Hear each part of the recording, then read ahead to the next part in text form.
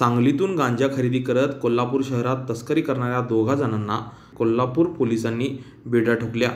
किरण मनोहर अवघडे, मातंग वसाहत कोल्हापूर व त्याचा साथीदार शुभम शेलार, शिवाजी पार्क कोल्हापूर अशी या प्रकरणात पोलिसांनी अटक केलेल्या 2 नावे आहेत। दरम्यान या 2 अद्दल घडवण्यासाठी पोलिसांनी राजारामपुरी परिसरात शुक्रवारी त्यांची धिंड काढत फिरवले। पोलिसांकडून मिळालेल्या माहितीनुसार गुरुवारी सायंकाळी शुभम शेलार हा सार्वजनिक ठिकाणी उघड्यावर गांजा सेवन करत होता।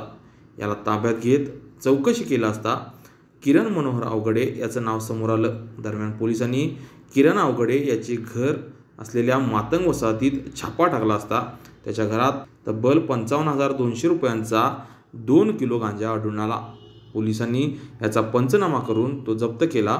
मात्र गुरुवारी सायंकाळी या गांजा फुकणाऱ्या आणि विकणाऱ्या 2 पोलिसांनी काढलेली धिंड शहरात चांगलीच चर्चेचा विषय ठरली होती। अशाच नवनवीन अपडेट्ससाठी डिजिटल कोल्हापूर चॅनेलला सबस्क्राइब करायला विसरू नका। आमच्या फेसबुक, इन्स्टालाही नक्की फॉलो करा।